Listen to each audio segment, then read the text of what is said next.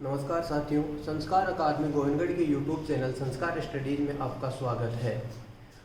आज हम बात करेंगे रीजनिंग के टॉपिक न्याय वाक्य। इससे संबंधित 2 वीडियो मैं पहले डाल चुका हूँ। वो वीडियो कैसे रहे, आपको क्या लगा उनमें कि वीडियो अच्छे हैं या आपकी और कोई रिक्वायरमेंट हो, वो आप कमेंट बॉक्स में कमेंट करके ज़रूर बताएं। और हमारे चैनल संस्कार स्टडीज़ को ज़्यादा से ज़्यादा लाइक, शेयर और सब्सक्राइब करें। अब हम बात करेंगे न्याय वाक्य के तीसरे पार्ट के अंदर हम न्याय वाक्य के तीसरे प्रकार के वाक्यों की बात करेंगे। पहले हम 2 प्रकार के वाक्यों की बात कर चुके थे। 2 प्रकार के वाक्यों में सबसे पहले हमने पढ़ा था सभी प्लस सभी वाले वाक्य। उसके बाद में दूसरा हमने पढ़ा कुछ प्लस कुछ वाले वाक्य। और आज हम तीसरा जो पार्ट है वो लेंगे तीसरे प्रकार के वाक्य, और वो होंगे आपके नहीं प्लस नहीं वाले वाक्य। नहीं प्लस नहीं वाले वाक्य। देखो, अब एग्जाम्पल के तौर पे हम देखें तो वही आपको 2 कथन दिए जाएंगे, और कथन में अब की बार जो बात कर रहा है वो नहीं प्लस नहीं वाले वाक्यों की कर रहा है। तो इसके अंदर जैसे आपको कथन नंबर 1 दे दिया, कोई भी ए बी नहीं है, कोई भी ए बी नहीं है। और कथन नंबर 2 दे दिया, कोई भी बी सी नहीं है। ये 2 कथन आपको दिए हुए हैं। अब इन्हीं कथनों से डायग्राम बनाकर इनका निष्कर्ष निकालना आज हम देखेंगे नहीं प्लस नहीं वाले वाक्यों का। पहला आपको कथन दिया हुआ है कोई भी ए बी नहीं है। ए और बी के बारे में मना कर रहा है, तो आप डायग्राम बनाओ। ये तो सबसे पहले ए का और ये बनेगा बी का। उसके बाद में दूसरा कथन देखो, दूसरा कथन कह रहा है कोई भी बी सी नहीं है। कोई भी बी सी नहीं है, तो आपका जो सी का डायग्राम होगा वो ए और बी से दोनों से अलग बनेगा। तो पहला जो आपका डायग्राम है वो बन रहा है ए का, बी का और सी का। अब इसमें भी एक कंडीशन आइदर और वाली जो कंडीशन हम या तो या वाली कंडीशन की बात कर रहे थे वो देखें यहाँ पर, तो वो ये बनती है कि यहाँ पर ए और बी के लिए मना कर रहा है कि ए और बी एक दूसरे से पूरी तरीके से अलग है, और बी और सी के बारे में मना कर रहा है कि बी और सी भी एक दूसरे से पूरी तरीके से अलग है। अब हमें बात करनी है ए और सी की, ए और सी की। तो ए और सी के बारे में यहाँ पे कुछ भी नहीं कह रहा है कि दोनों पूरी तरीके से अलग हैं, कि इन दोनों का कुछ हिस्सा एक दूसरे में है। तो यहाँ पर हम जो दूसरा डायग्राम है या की कंडीशन वाला, वो हम देखेंगे कि ये तो बनाओ डायग्राम ए का, और ऐसे पूरी तरीके से अलग डायग्राम हम बनाएंगे बी का और फिर सी का। तो ए और सी दोनों एक दूसरे को काटते हुए हम ये डायग्राम बनाएंगे, क्योंकि इसमें ए और सी के बारे में कहीं कुछ भी नहीं कह रहा है कि कोई ए सी है या नहीं है। तो इसमें एक संभावना बन सकती है, एक संभावना बनती है कि ए का कुछ हिस्सा सी में हो सकता है और कुछ हिस्सा नहीं भी हो सकता है। तो उसकी संभावना देखते हुए हमें जो डायग्राम बनाना है वो ये बनेगा, ए और सी दोनों एक दूसरे को काटते हुए।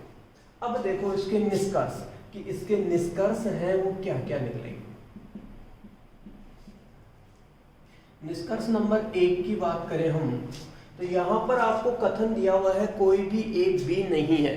तो पहला निष्कर्ष तो आप सीधा सीधा बिना डायग्राम बनाए कथन से भी निकाल सकते हैं कि इसी का उल्टा कर दो। यहाँ पर कह रहा है कथन में कोई भी ए बी नहीं है, तो निष्कर्ष में आप कह दो कि कोई भी बी सी नहीं है, कोई भी बी सी नहीं है। दूसरा निष्कर्ष, दूसरे निष्कर्ष की अगर हम बात करें तो दूसरा निष्कर्ष आपका दूसरे कथन से सीधा सीधा इसी का उल्टा कर दो। यहाँ पे कह रहा है कोई भी बी सी नहीं है, तो इसका निष्कर्ष आप बना दो कोई भी सी बी नहीं है, कोई भी सी बी नहीं है। दो निष्कर्ष आपके हो गए। दोनों निष्कर्ष सीधे आप कथन से भी ले सकते हो, और इधर अगर डायग्राम की हम बात करें तो डायग्राम में भी स्पष्ट हो रहा है। देखो इसमें जैसे पहला कह रहा है कोई भी बी सी नहीं है, तो सीधी सीधी सी बात है बी, माफ करना चाहती हूँ थोड़ी सी यहाँ पे लिखने में गलती हो गई, यहाँ पे होगा कोई भी बी ए नहीं है। पहले कथन के अनुसार कोई भी बी ए नहीं है। तो यहाँ पर हम देख रहे हैं ए और बी दोनों पूरी तरीके से अलग अलग हैं, दोनों पूरी तरीके से अलग अलग हैं। तो हम सीधा सीधा कह सकते हैं कि कोई भी बी ए नहीं है। तो ये तो पहला निष्कर्ष हुआ। दूसरा निष्कर्ष तो कह रहे हैं कोई भी सी बी नहीं है। तो यहाँ पर हम सी और बी की बात करें तो दोनों के दोनों क्या है, पूरी तरीके से अलग है। तो हम कह सकते हैं कोई भी सी बी नहीं है। अब देखो निष्कर्ष नंबर 3 की अगर हम बात करें, निष्कर्ष नंबर 3 की अगर हम बात करें तो तीसरा निष्कर्ष है वो हमें लेना है ए और सी से संबंधित, ए और सी से संबंधित। तो पहले डायग्राम के अनुसार अगर हम देखें तो ए और सी दोनों के दोनों क्या है, पूरी तरीके से अलग अलग हैं। तो हम यहां पर कह सकते हैं कोई भी ए सी नहीं है, कोई भी ए सी नहीं है। अब यहाँ पर देखो ए और सी दोनों अलग अलग थे, इसमें हमने स्पष्ट कह दिया कोई भी ए सी नहीं है। लेकिन हम डायग्राम नंबर 2 की बात करें, दूसरे डायग्राम की बात करें तो इसमें ए और सी दोनों एक दूसरे को काटते हुए, ए और सी दोनों एक दूसरे को काट रहे हैं। तो यहाँ पर हम कह सकते हैं कि कुछ ए सी है। तो दूसरे डायग्राम से जो निष्कर्ष नंबर 4 निकल कर आ रहा है वो निकलेगा आपका कुछ ए सी है, कुछ ए सी है। अब यहां पर देखो तीसरा और चौथा निष्कर्ष, तीसरे और चौथे निष्कर्ष की बात करें तो इसमें वही बात है कि पहला जो आपका तीसरा निष्कर्ष है वो कह रहा है कोई भी ए सी नहीं है, पूरी तरीके से मना कर रहा है कि ए और सी दोनों क्या है, अलग अलग हैं। लेकिन जो चौथा निष्कर्ष है वो कह रहा है कि कुछ ए सी है, कुछ ए सी है। यहाँ पर कुछ ए को स्वीकार कर रहा है। दोनों क्या हुए इस प्रकार से अगर हम देखें तो दोनों एक दूसरे के विपरीत। और जो पिछले वीडियो में मैंने आपको या तो या वाली कंडीशन बताई थी वो कंडीशन आपकी यहाँ पर लगेगी। मतलब अगर हम बात करें तो इसमें हमारा आंसर होगा कि या तो निष्कर्ष नंबर 3, या तो निष्कर्ष 3 या निष्कर्ष 4 सत्य है। जो आइदर और वाली कंडीशन बताई थी वही ये पूरी तरीके से लागू हो रही है यहाँ पे, क्योंकि एक में पूरी तरीके से मना कर रहा है, दूसरे में कुछ को क्या कर रहा है, स्वीकार कर रहा है। तो अगर एग्जाम में ऐसी स्थिति बनती है तो अपना आंसर क्या होगा, या तो निष्कर्ष 3 या निष्कर्ष 4 सत्य है। अब देखो हम आगे के निष्कर्ष की बात करें, यहाँ पर 4 निष्कर्ष की हमने बात कर ली। अब अगर हम 5वें निष्कर्ष की बात करें तो 5वां निष्कर्ष क्या निकल के आएगा इसका, 5वां निष्कर्ष तीसरे निष्कर्ष का उल्टा। जैसे यहाँ पे कह रहा है कोई भी ए सी नहीं है, कोई भी ए सी नहीं है, तो इसी का उल्टा कर दो, तीसरे का उल्टा, कोई भी सी ए नहीं है, कोई भी सी ए नहीं है। और छठा निष्कर्ष चौथे निष्कर्ष का उल्टा निकल जाएगा और वो हो जाएगा कुछ सी ए है, कुछ सी ए है। अगर डायग्राम्स के अनुसार देखें तो 5वां निष्कर्ष जो कह रहा है कोई भी सी ए नहीं है, कोई भी सी ए नहीं है। पहले डायग्राम के अनुसार हम देख रहे हैं ए और सी पूरी तरीके से अलग अलग, तो हम कह सकते हैं कोई भी कोई भी सी ए नहीं है। और छठा निष्कर्ष अगर हम बात करें तो छठा कह रहा है कि कुछ सी ए है। तो दूसरे डायग्राम के अनुसार हम देख रहे हैं कि कुछ सी क्या है, ए है। तो इन दोनों में 5वें और छठे में भी वही या तो या वाली कंडीशन लगेगी। मतलब एग्जाम में अगर ऐसी स्थिति बने तो वही आंसर देना है कि या तो निष्कर्ष नंबर 5 या निष्कर्ष नंबर 6 सही है। अभी हमने नहीं प्लस नहीं वाले वाक्यों का एग्जाम्पल लेकर उससे निष्कर्ष निकालना देखा। अब हम देख रहे हैं एग्जाम में जो किस प्रकार से वो प्रश्न पूछता है, उन प्रश्नों की अगर हम बात करें तो प्रश्न आपको इसी प्रकार से कथन दिया हुआ है कोई भी पुलिस चोर नहीं है, और दूसरा कथन है कोई भी चोर ईमानदार नहीं है, और इसके नीचे निष्कर्ष दिए हुए हैं कुछ पुलिस ईमानदार है, कोई भी ईमानदार पुलिस नहीं है। तो सबसे पहले हमें यही चेक करना है कि कौन सा निष्कर्ष निकलता है और कौन सा नहीं निकलता है। इसके लिए हम दिए गए कथनों से डायग्राम बनाएंगे। तो पहले कथन के अनुसार अगर हम इसमें डायग्राम की बात करें, इसमें कह रहा है कोई भी पुलिस चोर नहीं है, तो आप सबसे पहले डायग्राम बनाओ पुलिस का। ये तो बनाया हमने पुलिस का। फिर कह रहा है कोई भी पुलिस चोर नहीं है, तो चोर और पुलिस का दोनों का डायग्राम पूरी तरीके से अलग अलग। तो ये हो गया किसका, चोर का। उसके बाद में दूसरा कथन कह रहा है कोई भी चोर ईमानदार नहीं है, कोई भी चोर ईमानदार नहीं है, तो ये बना दो डायग्राम ईमानदार का। अब देखो इसमें वही आइदर और वाली कंडीशन। दूसरी अगर हम कंडीशन देखें या वाली, तो यहाँ पर कह रहा है कि कोई भी पुलिस चोर नहीं है, और दूसरा कह रहा है कोई भी चोर ईमानदार नहीं है। लेकिन पुलिस और ईमानदार के बारे में कुछ भी नहीं कह रहा है। तो कुछ पुलिस वाले ईमानदार हो भी सकते हैं और कुछ नहीं भी हो सकते। तो आपका तीसरा डायग्राम, जो इसका अगला डायग्राम हम बनाएंगे, वो ये तो बना हुआ पुलिस का, ये डायग्राम चोर का, और ये बात करें तो किसका, ईमानदार। ये हो गए आपके डायग्राम। अब डायग्राम के बाद में अगर हम निष्कर्ष की बात करें, तो पहला निष्कर्ष कह रहा है कि कुछ पुलिस ईमानदार है, कुछ पुलिस ईमानदार है। तो यहाँ पर अगर हम पहले डायग्राम के अनुसार देखें तो कोई भी पुलिस ईमानदार नहीं है, दोनों पूरी तरीके से क्या है, अलग अलग। लेकिन दूसरे डायग्राम के अनुसार देखें तो इसमें क्या हो रहा है, इसमें दोनों पुलिस और ईमानदार का डायग्राम एक दूसरे को काट रहा है। मतलब हम स्पष्ट कह सकते हैं कि कुछ पुलिस ईमानदार है। तो अगर हम निष्कर्ष नंबर 1 की बात करें तो वो दूसरे डायग्राम के अनुसार तो सही हो रहा है, लेकिन पहले डायग्राम के अनुसार वो क्या हो रहा है, गलत। मतलब केवल एक डायग्राम के अनुसार सही हो रहा है, तो ये जाएगा आपका डाउट। सही हो भी सकता है और नहीं भी हो सकता।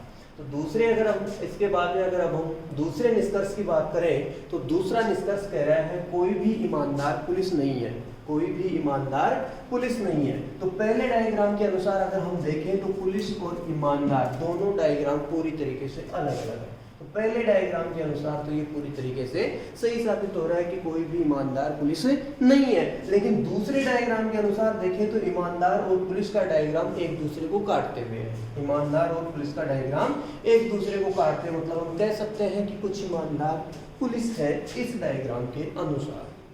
वही बात हो गई कि पहले डायग्राम के अनुसार तो ये दूसरा निष्कर्ष सही है, लेकिन दूसरे डायग्राम के अनुसार दूसरा निष्कर्ष क्या हो रहा है, गलत हो रहा है। मतलब केवल एक डायग्राम के अनुसार सही है, तो ये भी जाएगा किसमें, डाउट। अब अपने पास दो निष्कर्ष हैं, दोनों निष्कर्ष डाउट में है, दोनों के ऊपर संशय बना हुआ है कि इसमें कौन सा सही होगा या गलत होगा।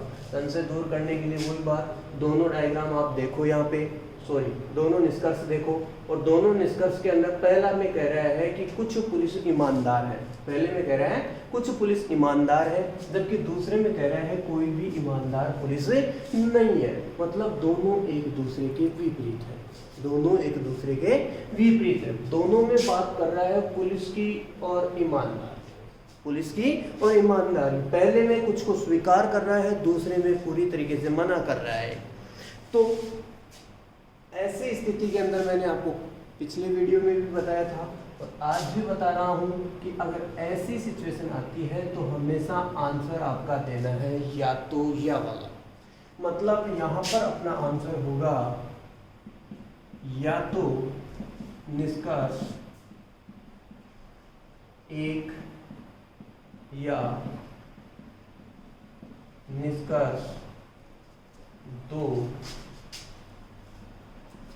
सकते हैं। मतलब पहले प्रश्न का अपना आंसर होगा या तो निष्कर्ष 1 या निष्कर्ष 2 सकते हैं। अब देखो हम बात करेंगे दूसरे प्रश्न। तो दूसरे प्रश्न की अगर हम बात करें, इसमें भी 2 कथन और उसके बाद में 2 निष्कर्ष। कथन दिया हुआ है कोई भी स्टूल कुर्सी नहीं है, और दूसरा कथन है कोई भी कुर्सी मेज नहीं है। अब हम बात करें यहाँ पे निष्कर्ष की, तो निष्कर्ष पहला निष्कर्ष है कोई भी मेज कुर्सी नहीं है, और दूसरा निष्कर्ष है कोई भी स्टूल मेज नहीं है। अब हमें निष्कर्षों की जांच करनी है कौन सा निकलेगा या नहीं निकलेगा। तो बनाओ इनसे डायग्राम। पहला कथन कह रहा है कोई भी स्टूल कुर्सी नहीं है, तो ये तो डायग्राम बनाया हमने स्टूल का, और ये बनाया हमने कुर्सी का। फिर देखो यहाँ पे कह रहा है कोई भी कुर्सी मेज नहीं है, कोई भी कुर्सी मेज नहीं है। तो तीसरा डायग्राम हमें बनाना है, वो बनाएंगे हम मेज का। कोई भी कुर्सी मेज नहीं, ये तो हमारा पहला डायग्राम। अब देखो यहाँ पे स्टूल, कुर्सी और मेज की बात कर रहा है। स्टूल और कुर्सी की बात करें तो पहले कथन के अंदर स्पष्ट मना कर रहा है कोई भी स्टूल कुर्सी नहीं है, तो हमने बना दिया। दूसरे कथन में स्पष्ट कह रहा है कोई भी कुर्सी मेज नहीं है, दोनों पूरी तरीके से अलग अलग बना दिए। लेकिन स्टूल और मेज की कहीं भी बात नहीं की है, स्टूल और मेज की, तो वो ही इसका दूसरा डायग्राम या तो वाली स्थिति, और वो बनेगा, ये तो बनेगा स्टूल का, ये बन गया कुर्सी का। पहले कथन के अनुसार स्पष्ट कह रहा है कोई भी स्टूल कुर्सी नहीं, दूसरे कथन के अनुसार कोई भी कुर्सी मेज नहीं है, तो मेज और कुर्सी को तो नहीं काट सकते, लेकिन कौन सा कटेगा, स्टूल वाला। और ये बन गया डायग्राम मेज का। आपके दोनों डायग्राम सामने हैं, अब दोनों निष्कर्ष में चेक करने कौन सा निकलेगा कौन सा नहीं निकलेगा। पहला निष्कर्ष देखो, पहला कह रहा है कि कोई भी मेज कुर्सी नहीं है, पहला निष्कर्ष स्पष्ट कह रहा है कोई भी मेज कुर्सी नहीं है। तो हम यहाँ पर देखें पहले डायग्राम के अनुसार तो कुर्सी और मेज का डायग्राम दोनों अलग अलग है, तो यहाँ पर हम कह सकते हैं कोई भी कुर्सी मेज नहीं है या कोई भी मेज कुर्सी नहीं है। दूसरे डायग्राम के अनुसार देखें तो ये मेज का डायग्राम रहा, ये कुर्सी का रहा, दोनों अलग अलग है, मतलब यहाँ भी हम कह सकते हैं कि कोई भी मेज कुर्सी नहीं है। तो पहले निष्कर्ष की बात करें तो पहला निष्कर्ष दोनों डायग्राम्स के अनुसार सही है, तो पहला निष्कर्ष आपका क्या होगा, सही होगा। अब दूसरे निष्कर्ष की बात करें, दूसरा निष्कर्ष कह रहा है कोई भी स्टूल मेज नहीं है, कोई भी स्टूल मेज नहीं है। तो पहले डायग्राम के अनुसार देखें तो स्टूल और मेज दोनों का डायग्राम पूरी तरीके से अलग अलग है, मतलब हम कह सकते हैं कि कोई भी स्टूल मेज नहीं है। लेकिन दूसरे डायग्राम के अनुसार देखें तो स्टूल और मेज का डायग्राम एक दूसरे को काटते हुए है, स्टूल और मेज का डायग्राम एक दूसरे को काटते हुए, मतलब हम कह सकते हैं कि कुछ स्टूल मेज है। अब देखो यहाँ पर दोनों डायग्राम, दोनों में विरोधाभासी स्थिति उत्पन्न हो रही है। पहला कह रहा है कोई भी स्टूल मेज नहीं है, दूसरा कह रहा है कुछ स्टूल मेज है, और निष्कर्ष में कह रहा है कोई भी स्टूल मेज नहीं है, जो कि केवल पहले डायग्राम के अनुसार सत्य है। दूसरे डायग्राम के अनुसार देखें तो ये क्या हो रहा है, गलत है। मतलब एक डायग्राम के अनुसार सही है तो इसको हम डालेंगे डाउट, संशय बना हुआ है। लेकिन यहाँ पर अगर अब हम बात करें तो डाउट वाले निष्कर्ष की बात करें तो वो है केवल एक, और ऐसे स्थिति में केवल एक दिया हुआ है, इसका विपरीत कोई भी नहीं दिया हुआ है, तो इसको हमेशा गलत मानना है। मतलब आपका आंसर होगा इस क्वेश्चन का कि केवल निष्कर्ष नंबर 1 सही है। धन्यवाद साथियों, आज की क्लास में अब हम इतना ही लेंगे, और बाकी इसका जो अगला पार्ट बच गया वो अगली क्लास के अंदर हम देखेंगे, अगले वीडियो में देखेंगे। वीडियो आपको कैसा लगा, कैसा रहा, ये आप कमेंट बॉक्स में ज़रूर बताएं, और हमारे YouTube चैनल संस्कार स्टडीज़ को ज़्यादा से ज़्यादा लाइक, शेयर और सब्सक्राइब करें। धन्यवाद।